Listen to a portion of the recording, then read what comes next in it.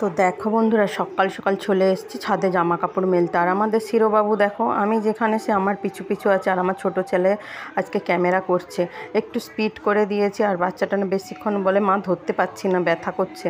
তো তাই বলি একটুখানি করে দে ব্যাস। তো তাই করছে, আমি একটু স্পিড করে দিলাম। আর দেখো ছাদে আমাদের একটা কি ফুল গাছ এটা জানি না, কিন্তু ফুলগুলো দেখো কি সুন্দর দেখতে, খুব সুন্দর। আমি কিন্তু তুলি না, আমাকে ভীষণ ভালো লাগছে দেখতে। শুভ সকাল বন্ধুরা, কেমন আছো তোমরা? আশা করছি সবাই ভালো আছো। যে যেখানে আছো দূরে কাছে, আমার সমস্ত বন্ধুরা, দাদাভাই দিদিভাই সবাইকে জানাই। তো আজ শুভ রথযাত্রা, তো সবাইকে জানাই রথযাত্রার শুভেচ্ছা, অভিনন্দন, অনেক অনেক ভালোবাসা। তো আজকে আমার একটা নতুন ভিডিওতে দেখার জন্য তোমাদেরকে সবাইকে স্বাগত। আমি ঠিক করে কথা বলতে পারি না বন্ধুরা, একটু ক্ষমা করে দিও আমাকে। তো গুছিয়ে করে কথা বলতে পারি না। আর সমস্ত কাজ কমপ্লিট হয়ে গেছে, এখন বাজে 8:45। আর আগে একটুখানি আমার ছোটো ছেলে ক্যামেরা করে দিয়েছিল। আমার ছোটো ছেলে না ভালো ক্যামেরা করে, ছাদে জামা কাপড় মিলছিলাম, তো ওকে বলছিলাম যে স্ট্যান্ডটা নিয়ে যেতে সত্যি বিরক্তি লাগে। ওকে বলছিলাম যে বেটু একটু ক্যামেরা করে দে, তো বেশ ভালো সুন্দর করে ক্যামেরা করে দিয়েছিল। তো ও কিন্তু ভালোই ক্যামেরা করে। তো যাই হোক, বললে মাঝে মাঝে একটুখানি ক্যামেরা ধরে বলছে মা আমার হাত ব্যথা করছে, আর কত বন্ধ করে। তো সত্যি কথা, ফোনটা না এত ভারী, ফোনগুলো ভারীর জন্য না হাত ব্যথা করে। আমাদেরই নিজেদেরই সারাদিন ফোন ঘাঁটতে ঘাঁটতে হাতে একটা ব্যথা চলে আসে। তো কি করব, বাচ্চা, আমি তাই জন্য বলি নে ঠিক আছে একটুখানি কর, আর বেশি করতে হবে না। কালকে একটা শর্ট ভিডিও বানালাম ছত্রীনগর, তো জানি না ভিডিওটা কেমন হয়েছে জানি না। তো যাই হোক, তো ওটা কিন্তু আমার ছোটো ছেলে ক্যামেরা করে দিয়েছিল, একটা ভিডিও অনেকবার কেটে কেটে করেছি ওটা। তো আমাদের কুকুরটা এত বিরক্তি করছিল, যে শিরোবাবু এত বিরক্তি করছিল যে ওই ভিডিওটা না অনেকবার কেটে কেটে করতে হয়েছে, কিন্তু আমার ছোটো ছেলে ক্যামেরা করে দিয়েছিল বলতে। তো যাই হোক, যেমন পারে করে দিয়েছে, এটাই ভালো লাগলো। কেউ তো আমাকে ক্যামেরা করে দিতে চায় না। আমার বড় ছেলে এখন বড় হয়ে গেছে না, খুব বদমাশি করে, একদম কথা শুনতে চায় না, একটু ক্যামেরা করে দিতে চায় না। তো তাই আর পুরো দেখো ঘেমে গেলাম। তো চলো বন্ধুরা, আর কারেন্ট চলে গেছিলো আজকে সকালবেলা, তাই জন্য কলে জলটা চলে গেছে, আর জলটা এখনও আসেনি। এই জলটার জন্য বড় চিন্তা, জানো তো। এই জলটা ভরা হয়ে গেলে আমার সবথেকে চিন্তা। তো এখন টিফিন বানাবো, আর সমস্ত তো হয়ে গেছে কাজ। আজকে হচ্ছে রবিবার, তো রবিবার রথযাত্রা ভালো দিন করেছে, সবার খুব ভালো কাটুক রথযাত্রা, এই কামনা করি। আর চলো আজকে দেখতে থাকো ভিডিওটা, আশা করি খুব ভালো লাগবে, ধামাকাতার ভিডিও হবে। তোমরা কিন্তু কেউ স্কিপ করবে না, স্কিপ করলে কিন্তু অনেক কিছু মিস করে যাবে। তো দেখতে থাকো, সাথে থেকো। চলো এখন রাখছি, পরে ফিরে আসছি। তো আজ রবিবার বলে কথা, একটু স্পেশাল কিছু হবে না হয়। আর এখানে দেখো একটা বড় একটা ব্রেড ছিল, তো ব্রেডটাকে আমি কেটে নিয়েছি পিস পিস করে, ডিম রুটি বানাবো, মানে ডিম টোস্ট বানাবো। তো 3টা, আর পরে একটা নিয়েছিলাম, ওটা শেয়ার করা হয়নি, 4টা দিয়ে বানিয়েছিলাম। তো দেখো লবণ দিয়ে দিচ্ছি। আর সত্যি ডিম টোস্ট খেতে ভালোই লাগে, কিন্তু সত্যি সকালবেলা সময়ের জন্য না। আর এগুলো কি বলো তো, একটু গরম গরম না হলে ভালো লাগে না। তো আমাদের তো একজন একবার খায়, মানে একটু একটু করে, মানে দেরি দেরি করে, তাই দেরি হলো। তো একটু গোলমরিচের গুঁড়ো দিয়ে দিলাম, একটু জিরে গুঁড়ো দিয়েছি, আর একটু লবণ দিয়েছি। আর পেঁয়াজগুলো দেখো দিয়ে, পেঁয়াজ আমার ছেলে বললো দিতে, কিন্তু পেঁয়াজগুলো উঠছেই না, ভালো লাগছে না। আর ফ্রাই প্যানটাই করলে কি বলো তো সুবিধা হয়, একসঙ্গে 3টা করে হয়ে যাচ্ছে, বেশ ভালো। আর দেখো এই যে ফাইনালি হয়ে গেছে। আর সসটা নেই ঘরে, শেষ হয়ে গেছে, ভুলেই গেছি সসটা আনাতে। বন্ধুরা দেখো, কলে জল ছাড়ছে, আর এত আস্তে আস্তে ছাড়ছে, জারকিনটা বসিয়েই রাখছে, আর কত সরু সরু করছে দেখো, সুতার মতন।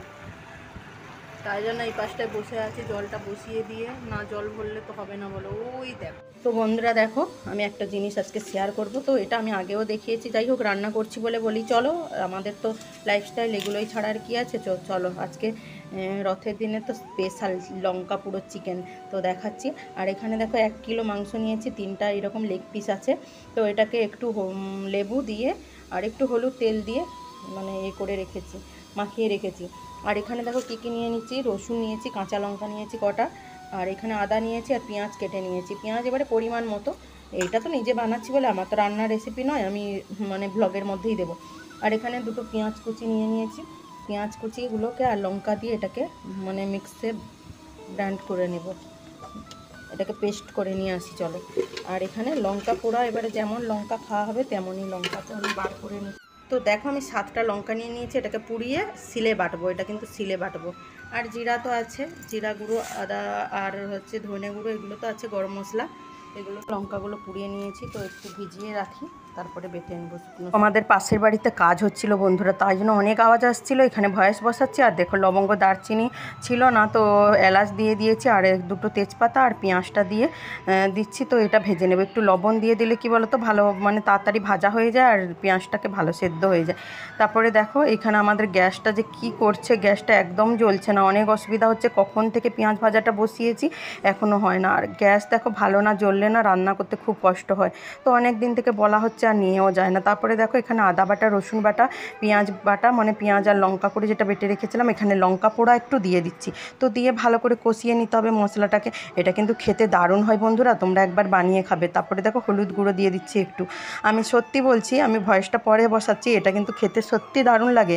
একবার খেলে না মানে আবার বলবে, বানাতে ইচ্ছা হবে। আমাদের ঘরের মানুষগুলো তো একবার খেয়ে বলে এখন যখন চিকেন আনে বলে দিদি দিয়ে এরকম বানাতে। আর এখানে দেখো টমেটো দুটো পেস্ট করে রেখেছিলাম, সেটা দিয়ে দিলাম। তো আর একটু জিরে গুঁড়ো দিয়ে দিলাম। তো দিয়ে মশলাটাকে ভালো করে কষাতে হবে যতক্ষণ না তেল বেরোয়। তো মশলা যত কষাবে রান্নার টেস্ট কিন্তু ততই হয়।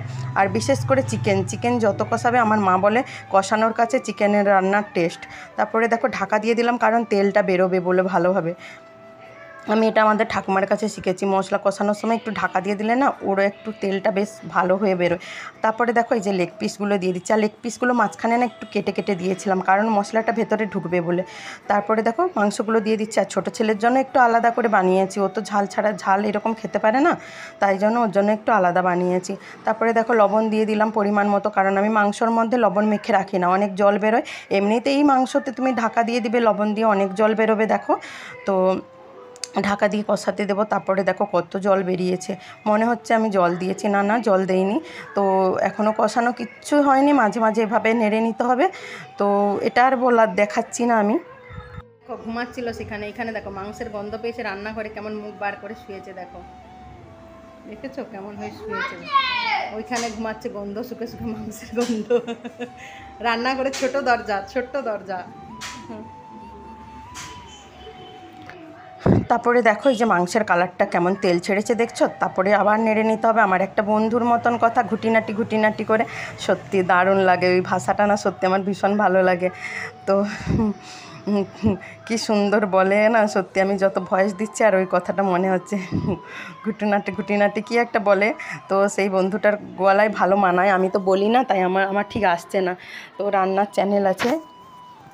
তো তারপরে দেখো এই যে তেলটা ছেড়ে দিয়েছে, কি সুন্দর হয়েছে দেখতে, তাই না বলো। মাঝে মাঝে ওরকম নেড়ে নিচ্ছে, আর সেটা দেখানো হচ্ছে না। আর একটু লঙ্কা গুঁড়ো ছিল, মানে লঙ্কা বাটাটা ছিল, সেটা আবার দিয়ে দিয়েছি। দিয়ে করে তো এই যে দেখো লঙ্কা বাটাটা দিয়ে দেবো, দিয়ে আর একটু গরম মশলার গুঁড়ো দিয়ে দেবো। মানে লাস্টে একটু লঙ্কা বাটা দিলে না তার টেস্টটা আরও আলাদা হয়। আর একটু আগে দিয়েছিলাম, একটু পরে দিয়েছিলাম। আর এই যে গরম মশলার গুঁড়ো দিয়ে দিলাম একটু। তো দিয়ে ভালো করে নেড়ে নিচ্ছি। ফাইনালি হয়ে গেছে। তো কালারটা দেখবে কি দারুণ হয়েছে দেখো বন্ধুরা। সত্যি কিন্তু কার দেখে খেতে ইচ্ছা হচ্ছে জানাবে কিন্তু। আর তোমরা এভাবে বানিয়ে খাবে, অসাধারণ লাগে খেতে। কিন্তু কালারটা দেখছো, আমি কিন্তু বেশি তেল দেইনি, তোমরা দেখেছো। আমি কিন্তু তেল মশলা মানে তেলটা কমই দেই তরকারিতে, কিন্তু আমার তরকারিতে তেল প্রচুর ওঠে। আর এই যে দেখো ছোটো ছেলের চিকেন একটু আলু দিয়ে দিয়েছে, আর আমাদেরটা দেখেছো কালারটা দারুণ হয়েছে। তারপরে দেখো জামা কাপড় গুছিয়ে নিচ্ছি, মানে ভাঁজ করে নিচ্ছি। একটু আকাশে না একটু মেঘ করেছে, তো তাই ছাদে জামা কাপড়গুলো মেলছি। পাশের বাড়িতে জায়গায় কাজ হচ্ছে, তো ওই পাশে মেলতে পারছি না। তো তাই ছাদ থেকে সব জামা কাপড় তুলে এনে আমি বলি ভাঁজ করে দিই চলো। আর কেন বলো তো, মনটা খারাপ। তো মনটা খারাপ লাগছে, আকাশে না মেঘ করেছে আর বৃষ্টি এসছে। তো এক জায়গায় যাব ভাবলাম, তো তোমরা সাথে থাকো, অবশ্যই দেখতে পারবে। তো আর দেখো তো তাই জন্য বলি জামা কাপড়গুলো পট করে গুছিয়ে নিয়ে, আমার সময় থাকলে কিন্তু আমি ঘরের কাজ ফেলে রাখি না। আর দেখছো বৃষ্টি দেখো এই যে ঝিরঝির করে পড়ছে। আমি বলি আমি যখন একটু ভাবি তো কোথাও বেরোবো, তখন কিছু না কিছু একটা মানে হয়েই ছাড়ে। তো দেখো বন্ধুরা, রথের স্পেশাল জিলিপি তো খাওয়া হয়ে গেছে। এই যে দেখো দুটো মনে পড়লো, ভিডিও করা হয়নি তো রথের জিলিপি। তো দেখো তাই জন্য ভিডিও করলাম। জিলাপিগুলো দেখো কি সুন্দর, শুকনো বেশ। ফাইনালি বেরিয়ে পড়লাম আমি, আমার ছোট ছেলে আর আমার শাশুড়ি করে।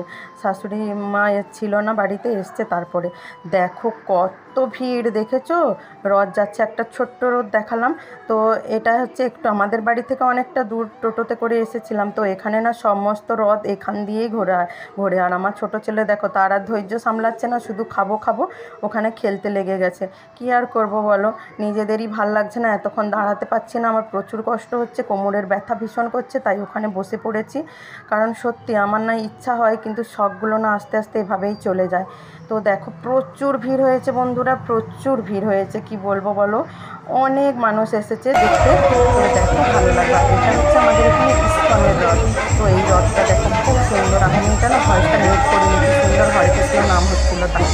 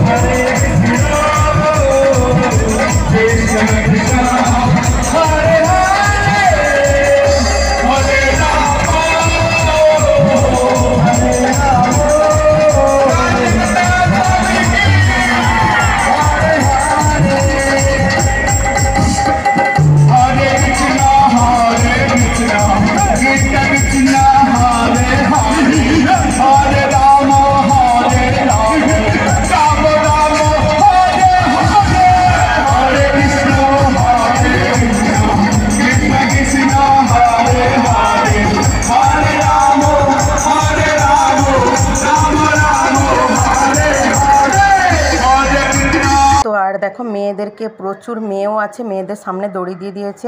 আর একটা কথা বন্ধুরা, এখন ভিডিওটা এডিটিং করার আগে আমি একটু ফেসবুক খুলেছিলাম, ফেসবুকে দেখি না তো খুব কষ্ট হচ্ছে বাংলাদেশে বড়ুয়াতে। তো বড়ুয়া গ্রামটা মনে হয়, তো ওখানে না বিদ্যুৎপৃষ্ট হয়ে অনেকে রথ দেখতে গিয়েছিল, মারা গেছে প্রচুর মানুষ। মানে দেখে না বুকটা ছাত করে উঠলো, যে মানুষ আনন্দ করতে গিয়ে প্রাণ দিয়ে দিল। কি করে ভাবতে পারছিল মানুষ যে আমরা রথ দেখতে যাব আর বাড়িতে ফিরবো না, ওখানেই জীবনটা শেষ হয়ে যাবে। অনেক মানুষ দেখে খুব কষ্ট লাগলো। সকালবেলা আমি ভিডিওটা এডিটিং করার আগে যখন দেখলাম না, চোখ দিয়ে আমার জল চলে এলো। সত্যি কে জানে কার কখন নিয়তি কোন সময় আসে, ভগবানই জানে কেন যে মানুষ এরকম আনন্দগুলোকে এরকম মাটি করে দেয়, সত্যি ভাবতে পারিনি। তো দেখো রথের দড়ি টানা নাকি খুব ভালো। তো এটা আমি শুনেছি, রথের দড়ি টানলে নাকি সোজা করে, তো এটা নাকি আমাদের জীবনের পথটা নাকি অনেক সোজা হয়। তো এটাই যেটা হোক আমি শুনেছি। তো যাই হোক, এখানে দেখো আদিবাসী সম্প্রদায় মানুষরা কি সুন্দর নাচ করে করে যাচ্ছে। তো একটু কটা রথ দেখেছিলাম, আরও অনেক রথ ছিল বন্ধুরা, কিন্তু আমি পারিনি। আমার প্রচুর শরীর খারাপ লাগছিল, ভীষণ কোমরের যন্ত্রণা করছিল, প্রচুর কষ্ট হচ্ছিল, দিয়ে বাড়ি চলে এসেছি। আর এখানে দেখো রথটা এত সুন্দর হয়েছে কি বলবো। তো তারপরে দেখো এই যে আমি আর আমার ছেলে অনেক কষ্ট করে দাঁড়িয়েছি, ভিডিও বানাচ্ছি অনেকটা উঁচুর উপরে দাঁড়িয়ে দাঁড়িয়ে। কি করব, এত ভিড়ে পারছি না দাঁড়াতে। তারপরে আমার ছেলে চলে এসছে এগরোল খেতে, মা এগরোল খাবো। তো ঠিক আছে খাক, আমি না খাইনি বন্ধুরা। দেখো বন্ধুরা 9:30 বাজে, মানে 10 মিনিট, 9:20 বাজে, 10 মিনিট ফার্স্ট আছে। তো এসছি দেখো, আজ আমার গপু সোনাকে সময় দেওয়া হয়নি। গপু সোনা ক্ষমা করো বাবা, আমার এখনই দিচ্ছি, কি করব বল। আমার গপু সোনাকে আমি খেতে দেইনি বলে আমিও কিচ্ছু খাইনি। আর এখানে দেখো আমার বাড়ির পাশে